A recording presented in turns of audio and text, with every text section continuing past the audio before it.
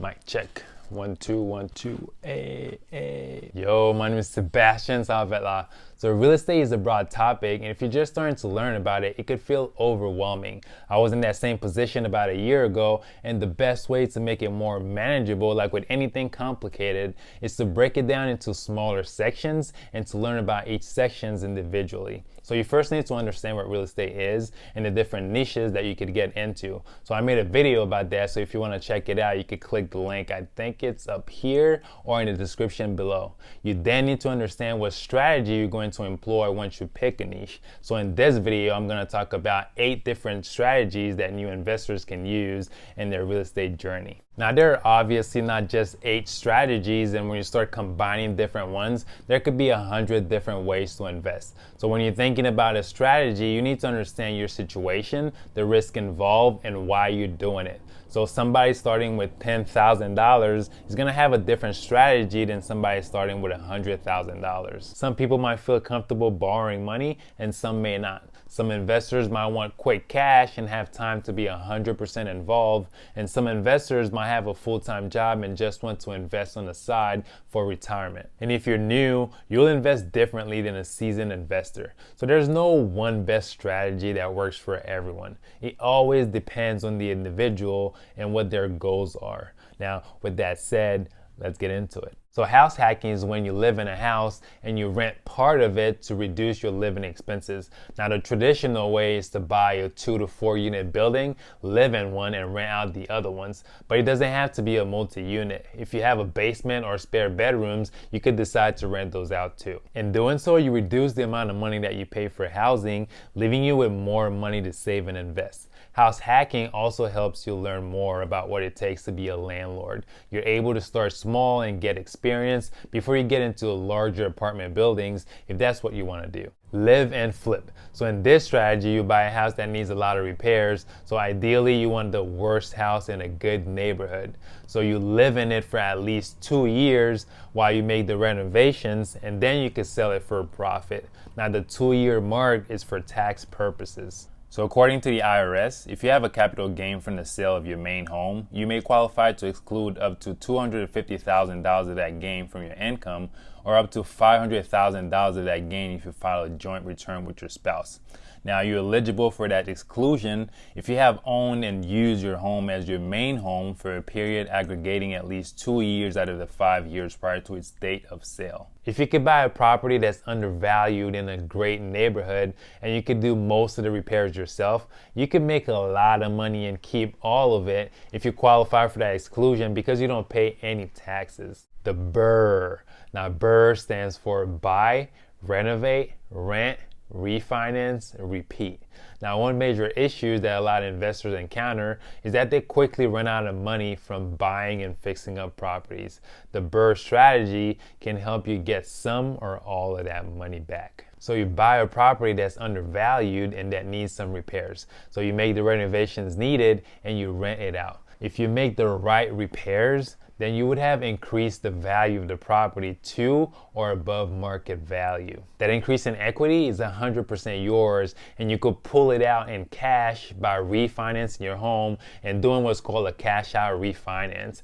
Now, depending on how much equity you were able to build, you get some or all the money that you spend on renovations back, and you could repeat the process with a different property. So you buy, you renovate, you rent it, you refinance, and you repeat. I'm planning on using this strategy next summer, so I'll for sure make a more detailed video about it in the future. So make sure you subscribe and hit that bell down there so you could get notified every time I upload a video. Fix and flip. Now, this strategy is one of the most popular ones because we see it all the time on TV. So you basically buy a fixer-upper, so a property that needs a lot of repairs, you fix it up and you resell it. These HGTV,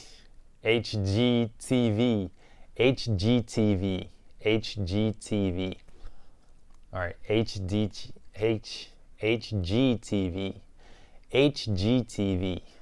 These HGTV. One eternity later. These HGTV shows make it look easy, but it could be very expensive and very time consuming. But if you're able to buy at the right price, you're able to stay on budget, and you're able to sell at the right price, then you can make a decent amount of money with every deal. Wholesaling. Now, a real estate wholesaler is kind of like a middleman that helps investors find deals. Now, they go out and typically look for distressed properties. If they find a deal that investors are looking for, they put it under contract, meaning that they make an offer on the home and the seller accepts to sell it at that price, but the sale is not yet final. The wholesaler then sells the contract to an interested investor at a higher price. Now, when that investor closes on a deal, the wholesaler pockets the difference between the closing price and the original offer on the contract. Now, to be really good at that strategy, you have to be really good at negotiating and marketing. Paying all cash. Now, this is the easiest one to understand because you basically save and save and save and save until you have enough money to pay all cash. So not everybody's comfortable having debt. And there's nothing like the feeling or the peace of mind knowing that you own everything outright and that you don't owe anybody anything. The problem is most people don't want to wait that long before they could buy. So depending on how aggressive you are with savings, it could take you decades before you're able to accumulate enough money to buy, say, a $400,000 property. Long-term buy and hold. Now, this strategy is basically buying with the intentions of holding for a long term, so 10 plus years. And this is how you really build wealth. So you find great income generating properties and you use them to shelter your taxes, to build equity, and to secure future streams of income.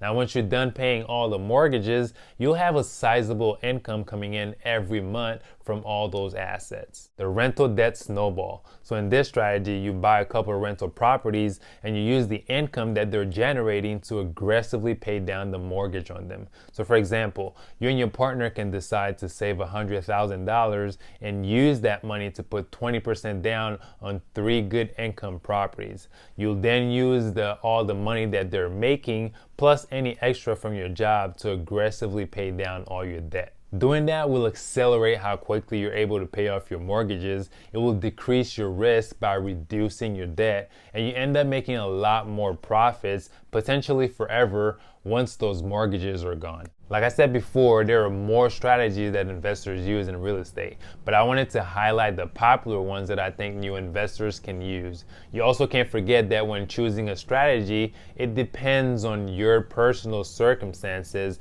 resources, and end goals. So let's take myself for example. So my goal is to own a good sized portfolio that can produce enough cash flow every month that can sustain my lifestyle and retirement.